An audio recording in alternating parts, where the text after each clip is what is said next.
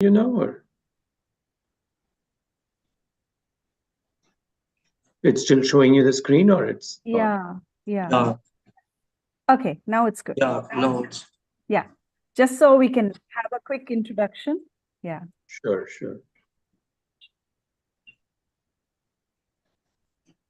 Okay, we'll get started. We've had a few people who've joined on time, and the more will probably come as a few more minutes roll in. Hello, good evening, everyone. My name is Malati Raghunath. It's been an absolute joy for me to be a Chennai chapter head in the past. And I'm happy to invite Mr. Srinivas Gopal, IIT Mechanical Engineering batch of BTech batch of 1990, to take over the baton from me. And Srinivas Gopal has already launched himself as a Chennai chapter head and run a couple of events. The last time we had a very nice urban forest walking event with the local Chennai people. Welcome to you all from my side, and absolutely delighted to pass on the Chennai chapter head baton to Mr. Srinivas Gopal. Gopal, wish you all the best for all the events in Chennai chapter. Thank you. And I stay on to help you. And I'm also part of the We Care group in the IIT Madras Alumni Association. So absolutely happy to move on to this new role and also help you with the chapter events. Over to you, Gopal. Okay, thank you very much for the introduction. And so far, it's been a very nice experience coordinating the activities of the Chennai chapter, local Chennai chapter. We had a walk, and then the response was very good. The alumni really liked all the natural environment, the trees, walking through the trees, and then all the dump yard that was converted to trees and all. They had a very good experience. So I'm also just bringing in a lot of series of talks, online and offline events. Okay, I've just planned for the next 2 or 3 months. So when I just was thinking of the first online event that I could conduct, I couldn't skip, asking Sudheer to just talk to the alumni. Sudheer is my graduating year from IIT, but he was in the computer science batch. But he's been a visionary entrepreneur who's just scaled the corporate heights or the heights of business. And the brief biography, I'll probably just he could also just talk about himself maybe for a couple of minutes before he starts talking about his successes as an entrepreneur.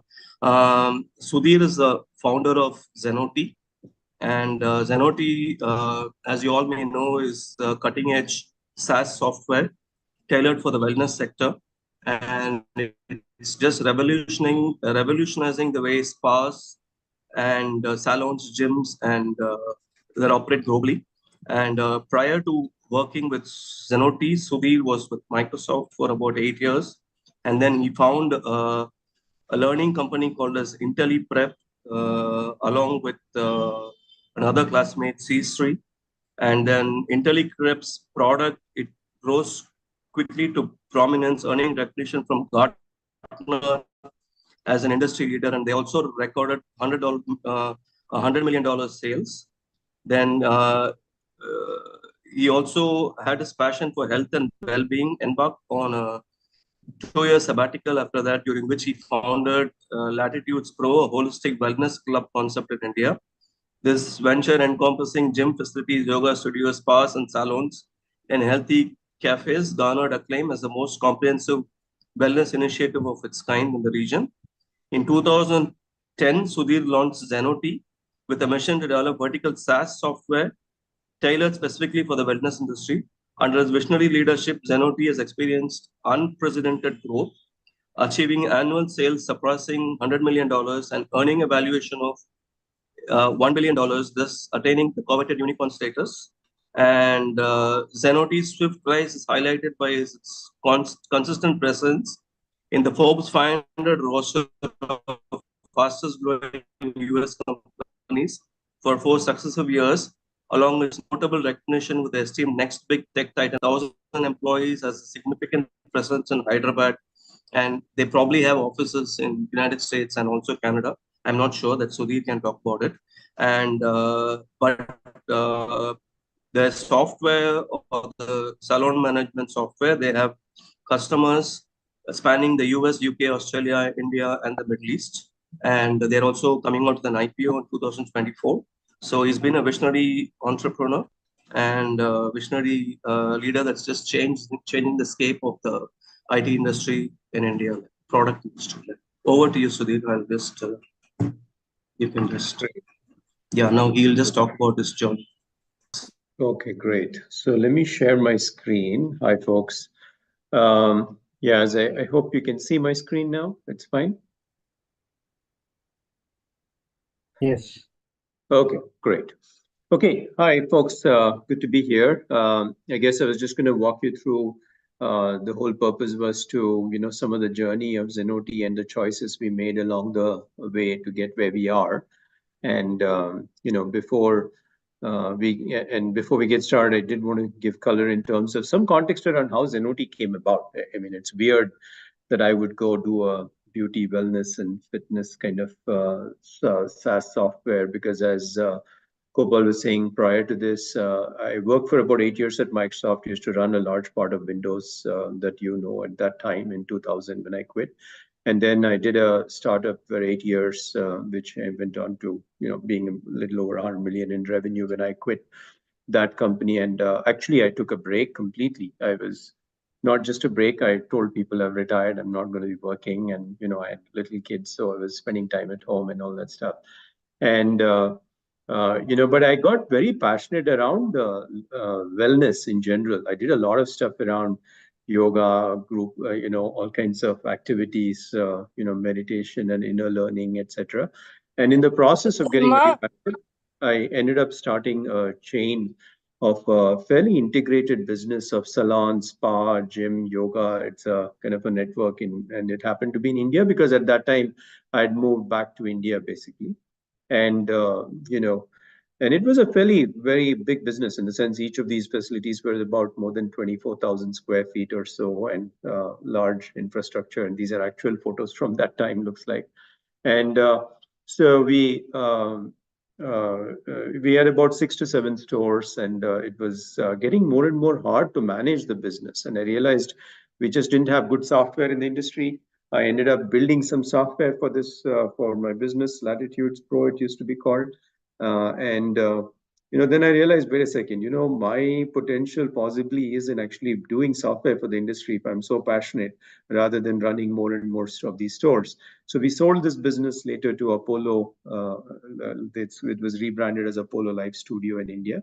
And then I went on to start Zenoti. So that I just want to make sure you have the context because I had zero intention of starting a company like Zenoti. I was very happy in life where I was, and it was just absolutely accidental to get here. But today, Zenoti is in about 50 countries. We have about 30,000 businesses on the platform.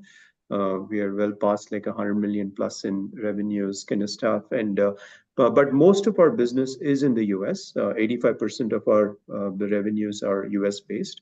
But we largely work with larger brands. So you have to be a big business to buy Zenoti software. So if you see names on the US side, if some of you are in the US right now who are joining Supercuts, or these are these are brands which have very like 2,000, 3,000 stores kind of stuff. And even in the UK, Tony and Guy, Rush are big brands. So we work with spas, salons, medi-spas, laser, skincare, weight loss, etc. And with gyms and group classes like core power yoga and those kinds of verticals. But they have to be large brands, not, in the past at least are traditionally. But we do mainly US, then UK is the next big market, then Australia, New Zealand, and then India and the rest of the world kind of stuff in terms of where we are. Okay, so hopefully that gives you color into who we are as a company. Now let's get into, really what I wanted to talk about, which is, really about choices, because I think Zenoti's journey can really be summed up in terms of the choices we had to make along the way. I thought that's a better way to frame how we got here and all that stuff, right?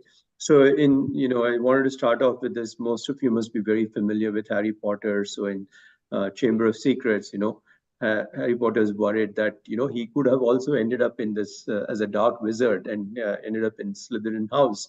But only because he asked the sorting hat not to put him into Slytherin house, he ended up in Gryffindor. And so then Dumbledore tells him, yes, it is our choices, Harry, that show what we truly are, and more than our abilities. So I also believe that, how we do something as a company or anything depends on our abilities. But what we do is really what depends on our values and the choices we make, right?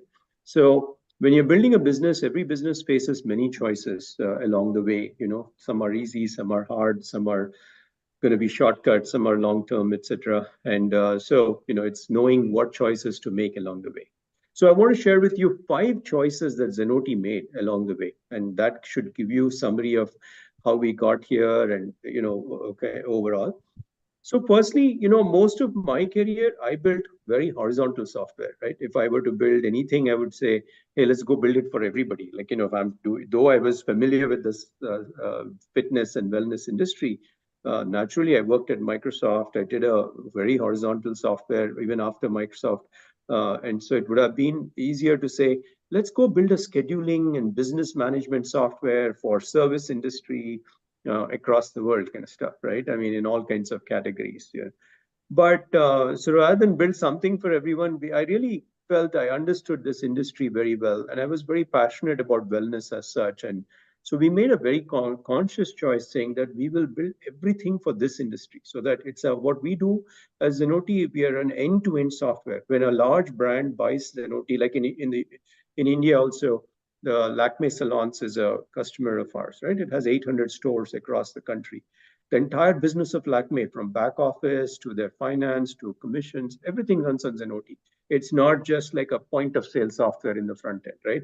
Anything, when you engage with Lakme online, the websites, everything, the booking process, it all goes through our software kind of stuff. So we said, no, we'll build everything for this industry. But within that also, I want to highlight that we actually, when we started off, we actually were not called Zenoti, by the way. We were called Manage My Spa. And so we said, no, we'll only build for spas, not even for salons, not for fitness. And then you may wonder, hey, what's the big difference between spas and salons? It's the same darn thing, right? You book an appointment, you go for service, etc. But when you run these businesses, you would know that you will learn that, spas are much simpler. Salons are very complex. They are very fast moving spaces. Whereas spas are, more like you come, you book a massage or something and you go. So it's like much easier to do spas kind of stuff. And so we deliberately, with full intent, said, we will call ourselves Manage My Spa. Yes, it's a small market. Anybody looks at it, they'll wonder, what the heck are you doing? Doing only for spas. You should do something big, bold. But we start off that way, calling ourselves. So then our employees knew, hey, we are only about spas. Our customers knew these guys must be very good at spas. So it enabled us to focus, and we won fairly, made good traction in India. Almost every leading spa brand or, people who do spa and salon services were customers of Zenoti. So one of the unique things about Zenoti is, before we left India, almost all of, we started the company in India, by the way, 100%. And almost all the large leading brands in India use Zenoti. So if any of you are familiar with the spas like Bodycraft Spa and Salon, or JCB, John Claude Bigween Spa and Salon, etc., and or O2 Spa, which was in every airport, and all those kinds of people, they all use Zenoti. So it's unusual because most people who start SaaS software, they think, hey, India is hard to sell to. It is hard to sell, but that was our choice to make for a while. And so then the next point was, well, we were getting pretty good in terms of India. Then we also got to Middle East. If you go even today to Dubai, almost all the leading spas and salons actually use Zenoti, the top brands in the cities. And so we could have continued to grow. We could have said, let's go sell to the smaller guys. Because it's, hey, home turf. The top guys, when the leaders use you, going and cleaning up the rest of the market shouldn't be very hard. It's very comfortable zone to go and do that. But the other option for us was saying, hey, that still limits your size of the company kind of stuff. And so maybe going to the US would be the better way in terms of which is where the bigger TAM was. And that's around when we had our first investment from Axel, where Axel was particular saying, hey, you can build such a large outcome because we haven't seen companies be successful in India with so much adoption of SaaS software. So since your software clearly works, why wouldn't you go and focus on the really big market TAM? And so we ended up having to go, go to move to the US. Now, it wasn't just about selling in the US. I actually moved back to the US. We set up an office in the US, and I started actively learning and understanding the US market, because it's like after 4 years of doing Zenoti, it was like a reset for the company because we are starting all over again because the requirements in the US markets were quite different. We had to redo some of the product work. How spas and salons operate in the US is quite, has a lot of nuances. And so then we did, so that was a big choice saying, hey, let's go and ship that. If we hadn't made that shift, I'm sure we would be a much smaller company. We wouldn't be where we are today because I told you 85% of our business is the US today and stuff, right?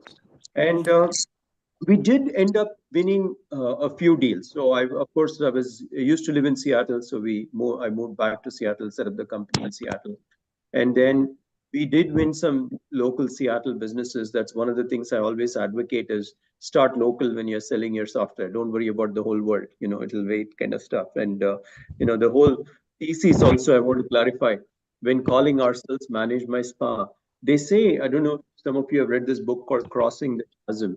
When you start a company, keeping your target market very small is the smart thing to do. Like, though you may have bigger ambitions, but initially saying, look, I will keep it as small as possible kind of thing. So we did win like some 10 centers, spas, a couple of brands in Seattle area, which is called InSpa and SPOA, etc. And then we were getting the hang of it, saying, okay, we can sell this thing. It works. The product market fit is there. Should we get going? But then, we actually paused and said, wait a second, in India, we always chose to say we'll only sell to the big brands.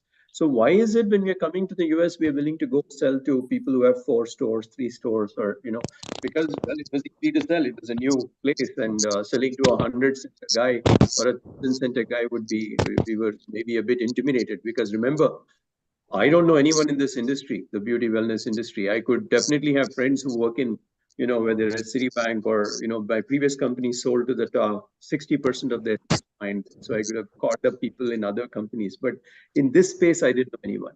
But still, anyway, we decided, no, see, we are very good at enterprise software as a group because our DNA of everybody in the company, including myself, was enterprise software, that we solved the problem for large businesses very well. So we chose to focus on saying, let's look at bigger businesses. Let's not worry about these small businesses, right? And after the first 2-3 wins itself, I started researching all the businesses which were more in the realm of about 100 stores. Trying to go after 1,000+ store business out of the gate would have been a bit challenging kind of stuff, right? They may not have taken us seriously.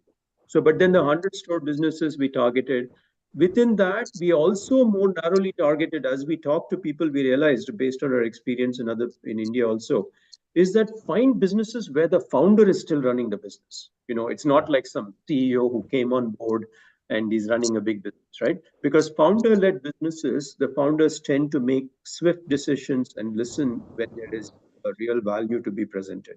So that worked in our favor. We won actually, 3 large brands. One was Massage Heights, Massage Green, etc., which had 100 stores kind of range of business. And the way we won those, by the way, because as I said, I didn't know anyone in those spaces, right? It's not like we went to trade shows and won them, right?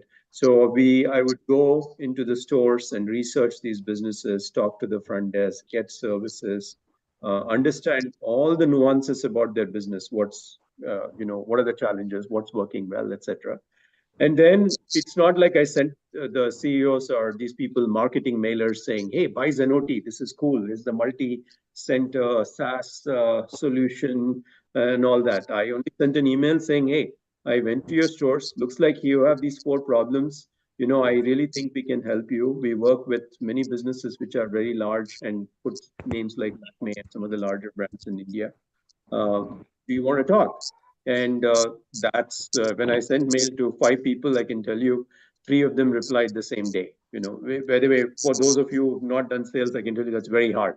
Getting any response when you're a startup is hard. So being that narrow and research and focus helped us get in. So that really opened the door. And once you have 3 brands with 100 stores, now you have some credibility at the table, right? So you can start calling other people and selling, and set you up to move, continue to move, kind of stuff. So then you could say, hey, great. So now that you have that, why don't you get scale, right? More spas. Of course, we were signing up a few more spa brands and continuing to grow the business. But again, the thing is, if you want long term, when I told you earlier that you do want to, you're focused on the bigger market, saying, you don't want a small market, you want a huge market that you're selling to. So then we decided, no, it's time that we expand into salons in the US, not just spa. And we have to go after salons. So while there was some sales and we were doing small sales, continuing to do with 1 or 2 people in the spa space, I spent most of my time trying to think about how we're going to win the best salons. Again, we focused on the most complex salons. Literally, I'm not seem ironic, but there's a few salon chains which are very high-end luxury chains, which are I'm not talking about supercuts kind of stuff. See, supercuts and all are very simple businesses. You go in, you get a haircut, you walk out. It's very simple.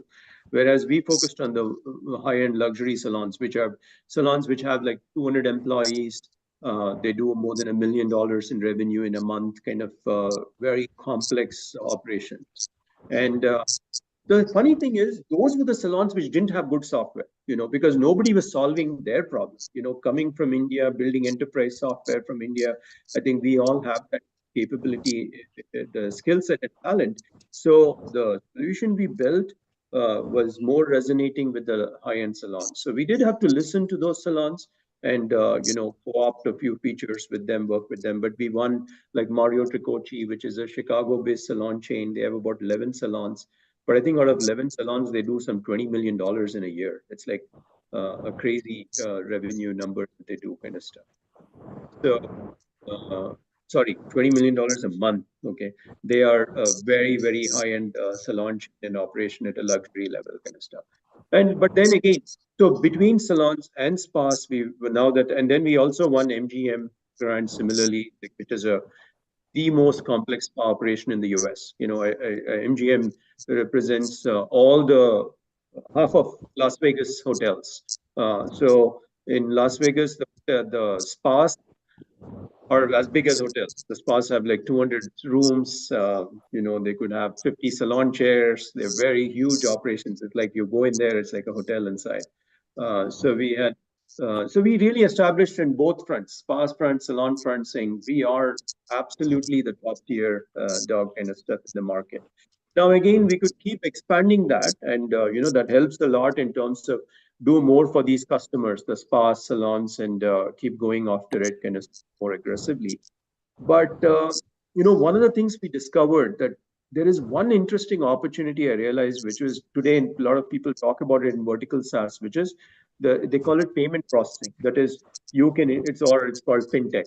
You can integrate payment processing into Zenoti software. So today, Zenoti software, when you swipe a card, we actually process the card and we make money from the processing fees, not just the software subscription fee that people pay.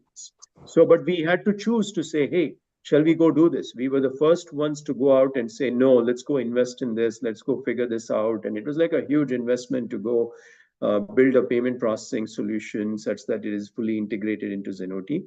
And, the thing is, each time you choose these things, right, it distracts the founders because I start spending time here, whereas versus growing the business more aggressively, etc. So the business can still grow at the 30% rate or whatever it is. But if it's a choice you make to slow down while you go invest in this. But the good news is, if we didn't do this today, everybody talks about fintech as the big opportunity for salons, for any vertical SaaS. In our case, the payment processing represents more than 35% of our revenue. So we would have been a much smaller company if we had not done this. So today, every customer who's on Zenoti or who signs up for Zenoti, they also have to go with our payment process. They cannot choose to say, oh, I have a bank card and I will use the bank ATM machine, or sorry, the credit card machines, etc.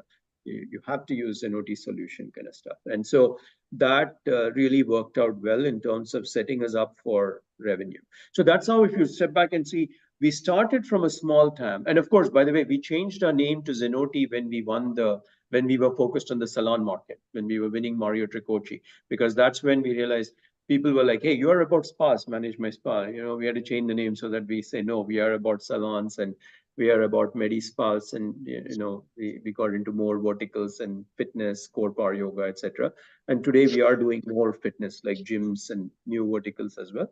But the point is, it enabled us to continue to expand our TAM to make sure that in the big picture, in the long term, people see that, okay, now this industry is big. Today, the TAM we focus on is we categorize it almost like more than $10 billion. Now, in a vertical SaaS, $10 billion is a big enough TAM. And, you can, own more than 50% of the market, eventually kind of thing, because only the leaders survive. So we are in a good position that way. So essentially choices, I think of them as priorities. It is not like we didn't want to go after the whole beauty and wellness space, because I used to run a gym. In fact, a gym was the bigger piece of my business. Salon was there, spa was there, yoga was there. But I chose to say, let's go start spa and then open up slowly one at a time. So, when you're starting a business, really you have to prioritize what you do. It's not just about saying, I won't do this, eliminate it, but it's come to it a little later kind of stuff than abandoning forever. So the path ahead for Zenoti, we are in a good position because in each of these verticals, all the leading brands in each of the countries that we are in are use Zenoti. So now it's a matter of us scaling our sales, marketing, and going downstream in the industry, right? Saying, can we sell to the next business? Can we sell to the 2-3 store business, etc., versus just the large businesses and all that. And so recently, after having gotten here, just as we kicked off the 24 end of 23, we laid out a mission statement for the company, because I felt like now we are more clear. Okay, guys, we have solved all of it. So our mission is more speaks like this: in beauty, wellness, and fitness, every single business will need only Zenoti's solution to run, grow, and prosper. To just break it down a bit in beauty, wellness, fitness, now we are defining very clearly for our company, saying, hey, this is vertical SaaS. We will go after all the industries. Further, we are saying we'll go to every business, not just the large business. Now we are a profitable company, well over 100 million. So it's like we can choose to invest, saying, you know what, I will have salespeople knock on the smaller businesses. I will take them live. And, the ability to go after every market, every sector is more robust because the company has solid foundation behind it, right? And then we'll need only Zenoti's solution is, it's about saying today we make about $1,000 plus per store per month, for anybody who uses Zenoti. Our net revenue we make, which is around $1,000. So in the US, especially in India, of course, it was less. But, so we do think that can be more like $3,000. So how do you get to $3,000 is that, our customers should not buy any other software. If they buy some software, then we are failing kind of stuff, right? So it becomes a guiding principle to say, how are we going to keep expanding what we do kind of thing? And there are a lot of things we can do. When you become the backbone for a whole industry, right? You can become you can have controls on the inventory processing, how products get purchased, how products move across the network. So there's a lot of other levers which fall in place for you to build bigger and bigger outcomes. So that's why we said we'll need only. To run, grow, and prosper is more that when you become a big company, you become very accountable to show business results in a meaningful way. Early days, maybe I could get away with saying, hey, isn't this nicer? There's an easier way to run your business and all. Today, it's more about if you want to scale faster. We are one of the unique systems where when people log into our system, there's a whole dashboard which says how every feature in our software is driving revenue for them. How much is it driving? They can actually see that, and they can see what is the average business getting out of those features. So they can work with our customer success teams to say, how do I improve this? How do I get more out of this feature kind of stuff, right?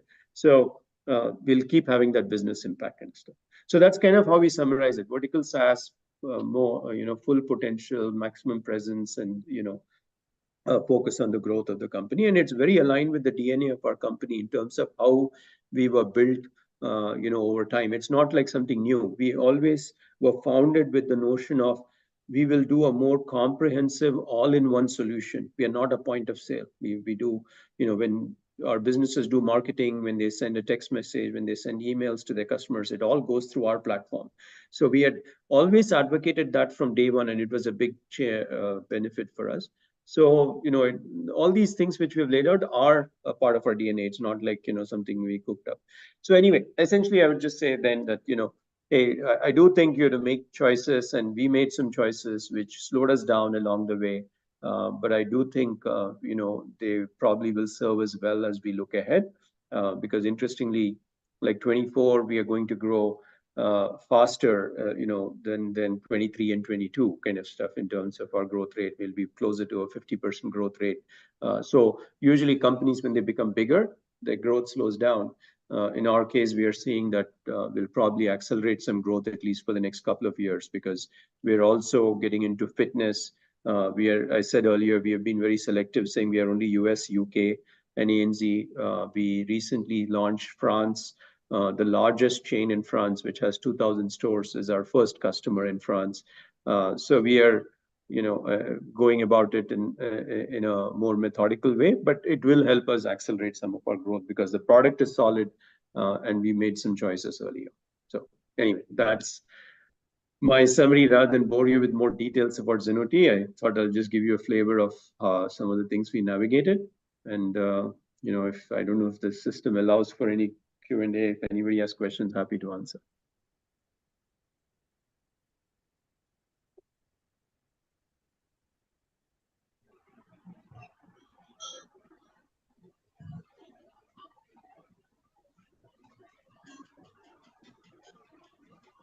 So, hi, sir. Sai here. Go ahead. Yeah. So, sir, it's good to see your journey, and I see that all of your customers are like biggest brands, and like Lakme or whatever. So there are a lot of big brand names that I have seen. Like it's because since they are multinational organizations as well, how come uh, they are in a situation that they are looking for someone else to build their software systems? It seems to be counterintuitive. Any explanation for that?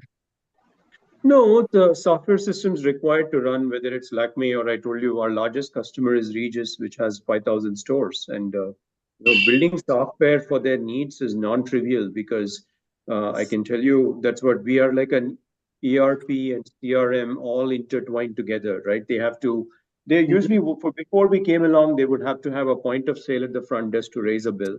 They would need a marketing solution so that they can email customers or text their customers. They would need a payroll solution so they can process payroll because, hey, if I have so many stores, an employee of mine can work for 2 days in one store and 2 days in another store. Some of these stores are franchise stores, so which means, I have to get my royalties from the franchisees. You may buy a gift card in one store, but go use it in another store. So the one franchisee took the money because you bought it at the front desk, but then you're going to go use it somewhere else. That guy is going to provide the service, but he has to get paid for the service. So I can tell you there's endless number of complexities. So building the software themselves is not an option for these companies. It would be very complicated. So what they were doing before we came was maybe they had some custom point of sale, or they bought a point of sale, and which was a desktop product, like old school DOS Windows system, and then they are using some integrated other applications on the site. They're exporting data using a marketing product, using Excel, using all kinds of other solutions. So it was none of them will have the wherewithal to develop the kind of solution I'm talking about. Okay. Then there was a question here in the thing which said, how did you navigate COVID? So that's a good question, because actually during COVID, all our customers did shut down. They had gone home, right? So you would wonder that Zenoti must have been in crisis during COVID. Nobody would be paying their bills. How are you paying your employees and all that? Interestingly, actually, we grew like 100% during COVID days as a company in revenue. So what we did was we were in the process of, we had already rolled out the Zenoti payments and all that stuff, and we had done a lot of good mobile solutions. So we have this ability. At that time, we had launched called Zenoti Go, which is, it's like Uber. You walk into a salon, you sit in the chair, you get your haircut, and when you're done, you walk out, You don't go to the front desk. You don't give them a card. They don't give you anything. You pay from your phone, just like you pay for your Uber. When your ride is over, it's auto charged and you can pay a tip from your phone, etc. So not only that, we came up with other things. If you have to fill any form, you do it from a mobile phone. You don't touch the front desk paper, pen, or a kiosk or anything.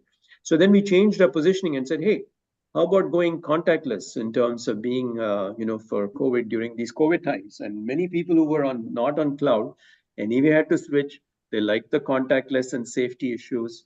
They had the time because the store was closed. Normally, change management is a big issue and they have to make time for it. So all that worked out well for us where we could move more customers over. And then there was a question on how do you win over competitors? Yeah,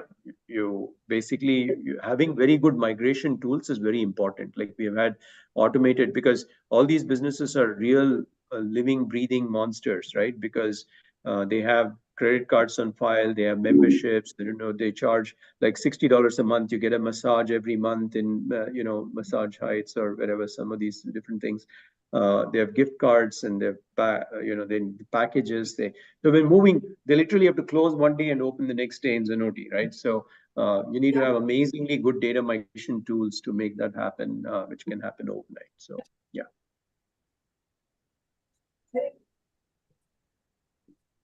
Anyone else was trying to say something? There is Please another ask. question that, how did you win over your competitors while you are growing? I think it's already related question. Yeah. There is another question here about Zenoti's internal org structure, but it's pretty typical of a SaaS company, I would say. We do have, have a marketing. Of course, we have the product team, in terms of that, but we have both product and engineering. Most of it is in India. So our company is about 1,100 plus employees. I would say 800, 850 are in Hyderabad, a few in Bangalore, but 850 in India. The rest are between US and Canada has about 150 employees. And we have offices in UK, Australia, Middle East, even in Southeast Asia and Philippines and Kuala Lumpur, etc. A few different places. But our org structure is such that we have a sales and marketing team. So marketing does lead gen, sales guys sell. There is the go live team, which is the implementation team. Then after go live is over, there is the customer support team, and then there is something called a customer success, which is a common thing nowadays in most SaaS companies outside of the normal HR finance. Yeah.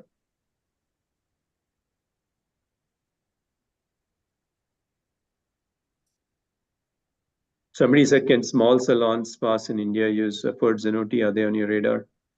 Not right now. They're not on our radar right now. We are just more focused on, in India, we'll only sell to large brands. That's all.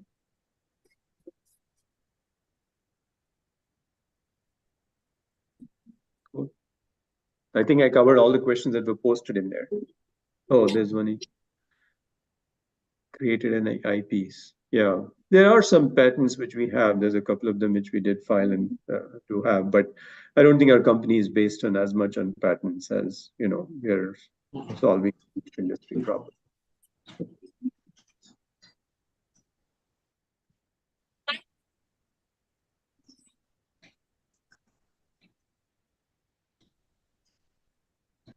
Okay, there's another question. When you were bootstrapped, how did you manage the phase?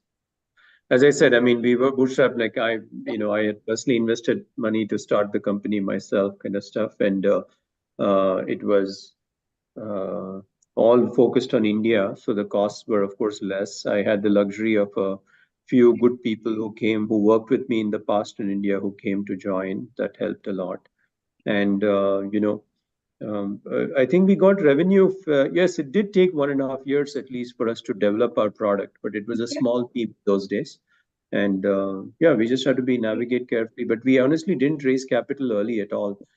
We were well past 5 million in revenues before we raised capital. Our experience with investors, somebody asked, has been very positive. I mean, I find investors have been very supportive, and I think at least we've been lucky to have good investors who have been at the table to support and to advise. And there's Axel was our first investor, who's still to this day the partner from Axel is an active member and probably one of my good friends today, kind of stuff. Yeah. Do you plan to grow into any other verticals? Absolutely not. We will be only a wellness thing, and we are simply passionate about wellness.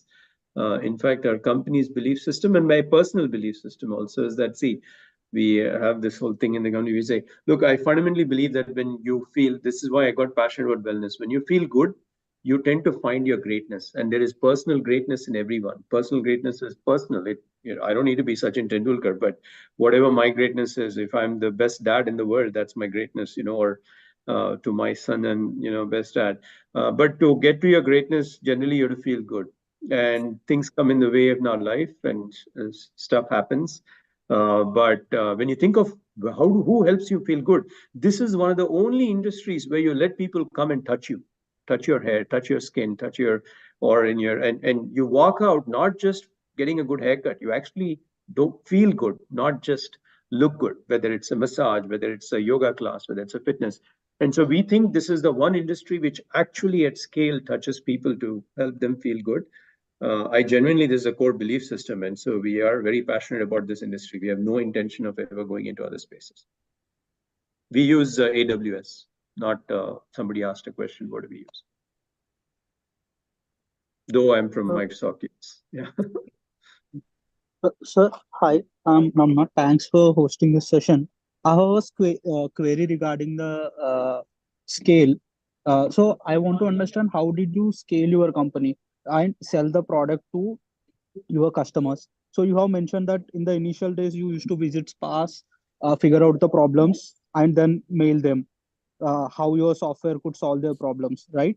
But how did you do after a certain point? Because you would not be able to go visit yourself and do the same stuff, right? Yeah. Have you hired a team to do the same, or did you employ any other different strategy to scale? Yeah, so we have a team in India which does a lot of firstly, they categorize all the companies. We have a list of every company we want to sell to is listed in a file somewhere in Zenoti, in our system in Salesforce. And we only sell to those people. Literally, I wrote an article once in LinkedIn saying, choose your customers, don't let them choose you. So we are very particular that this is the people who we are willing to sell to. And so unfortunately, 80% of the people who fill out a form on our website, we have to tell them, sorry, we are not for you, kind of stuff, right? And so we have to walk away from that business. But yes, what we do is, based on those early learnings where we did understand many businesses, what problem we solve, we have come up with a playbook which says, okay, go to the website, figure out, do they do gift cards? Do they do memberships? Okay, call the front desk and ask them these 4 questions. Then you can do a lot of research online without visiting the store and figure out what is the problem of this company. And then, we send out emails, outbound sequences, which are catered to the problem that we will believe they will have. Like if I know what software you use today, I look at your website, I make a few calls to the front end, I can naturally figure out, because early days I may not have been able to figure that out, right? But now that I understand the industry so well with the number of customers we have a pretty good handle on saying, hey, that guy, tell him these 3 things, likelihood is they'll talk to you. And so that's what our team does. Yeah. Thank you very much for that. Somebody asked, what are your primary criteria in hiring people? So I would just say, of course, there's many criteria people have. I think there's this book which I really liked, by the way, it's called Who. I forget the author's name. The book is actually Who, and it says who to hire is and how to go about it. So do look it up. I'm sure you'll find it easily if you said who and hiring on Amazon. I really love that book. And then there is another thing called STAR, STAR. So, it's a system of how you hire based on situation, action, and the result that people had when they did some work, kind of stuff.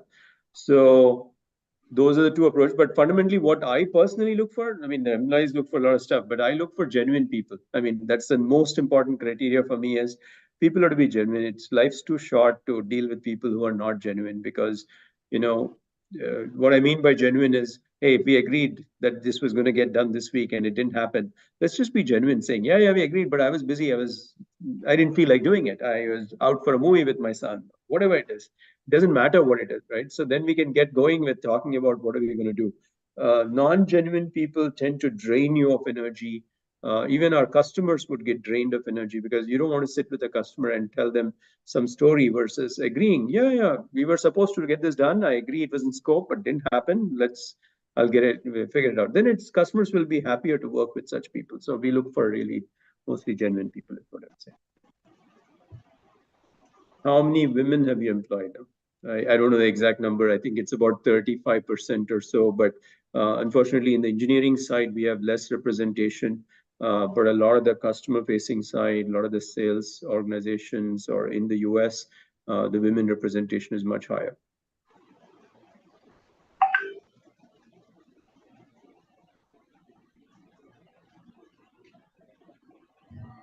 Yeah, I don't think we totally share our annual turnover and all. As I said, I just gave you an indication we are well past 100 million in revenues, but in terms of where we're going and all that, we don't put out our numbers given we are a private company. But we are the larger player in this industry. So that's the one thing I would tell you is, it's interesting. It's not my credit, it's the company's credit and all that, from India, we've built a company which is the leading product and software in its category. It's not number 2 or number 3, or we're not trying to vie for a small market share. We are saying, no, we will be the only software eventually in this space, kind of stuff.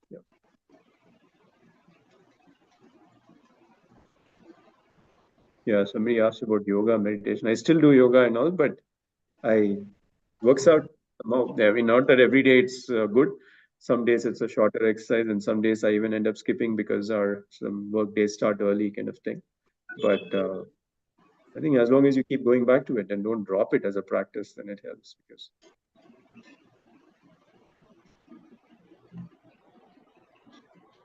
customer value, that sales promise post sales. Yeah, we have somebody asked a question. How does Zenoti track customer value that sales promises post sales? We do have a customer success team. That's what they do. Sales guys sell. Customer success job is to make sure what we sold comes to life. So you go live, which is initial start usage. But if the sales guy promised something, how do we make that happen? That blueprint is handed off from sales to implementation to customer success.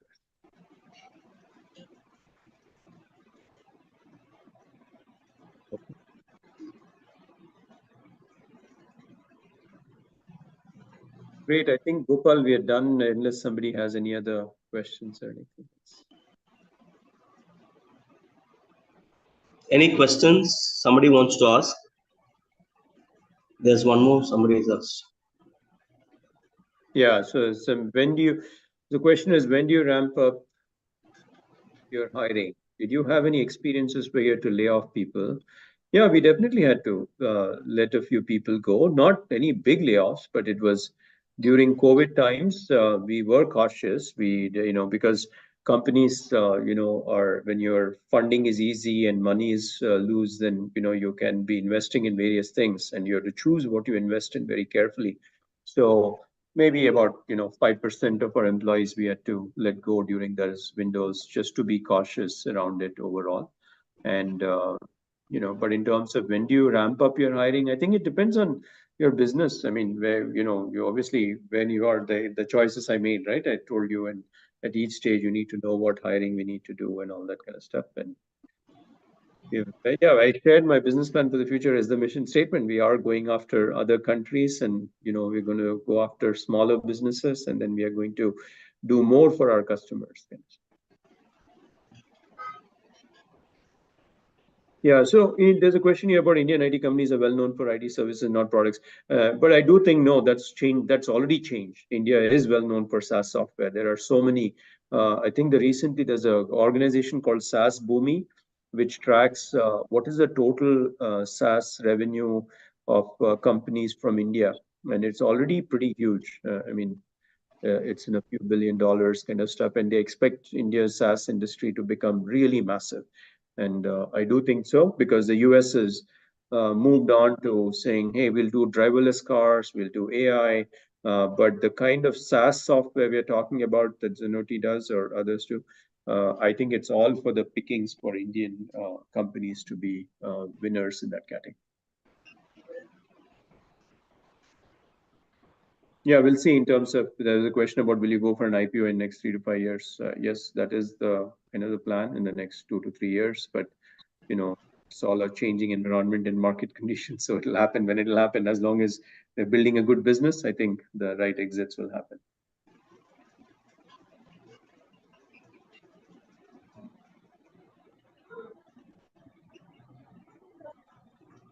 Okay, Gopal. Okay. I think there's just one more question. We'll just stop with the next 2 questions. And there's one more question. Somebody has asked if Google will come from India. I think it's very unlikely. Very, very unlikely, I can tell you. I think, see, India is still very good at enterprise kind of softwares, is what I tell people. The scale aspect of like a Google or Apple, that level of innovation is still, I think the US is the leader in that bucket. It's very, very unlikely is what I would say. I could be wrong, obviously, but, access to both markets and, being the US being the big market. But I think, obviously, China is proving that they can make better EV cars and maybe be better than the US in making cars. And let's see. So maybe India is going to prove that at some point. But I think, US still has an edge. And in terms of what is the next generation of startups, AI model, I think AI area is a possibility, but I would still say, see, AI has to get to a point. I was at a talk recently where I thought someone had a very good insight where they said, when AI becomes very engineering oriented, India can step in and be very aggressive. AI is still in the research phase. People are still figuring out, the models and what will work, what won't work. And I think for that kind of stuff, you need a lot of computing capacity and a lot of money and capital. And AI engineers won't go work at companies unless they can afford that kind of compute capacity. And it's very hard for that to be from India at all, So it'll take some time. But I think over the next 1 or 2 years, maybe 18 months or so out, you can expect that AI would be a huge set of verticalized AI solutions, is what I would say. Verticalized means you take a very narrow problem and you say, I'll build AI to solve this problem, and those will become mainstream from India, I think. Hi, Sudheer. Can I ask you a question? Yeah, go ahead. Yeah, regarding AI. Yep. Okay. So yeah, I will be going into business or whatever soon. That's a different thing. Being a programmer, long time. What was the question, please? AI is of. You can't hear me properly? You can just type it in the chat box. It'll be easier. Okay, rather than the audio. Okay, done. Okay, fine. Thank you. Yeah.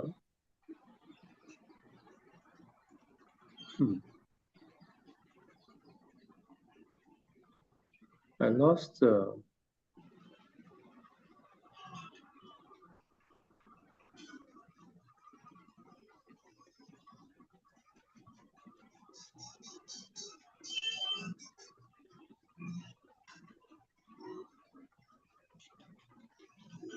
So did I miss any other question, Gopal, which is already there in the thing? No. No, they've asked you one question. Of all that you learned in your bachelor's life, what is likely to have contributed most to your success as an entrepreneur? Yes. So I would say that I worked with this professor in IIT called Dr. Kalyan Krishnan, and he was called KK in those days. So he was a very diligent guy who was so meticulous about the work and the project work we did. And just learning to be disciplined and being meticulous about your work is what I learned from him. And I think that attitude to be more meticulous around your work is what probably helped me most from bachelor's life. It wasn't actually any particular subject matter. Yeah. Yeah, there's one more question from Prabha, there's a question. No, I don't think yes. Yes, hi, Sudheer. That's all. Yeah.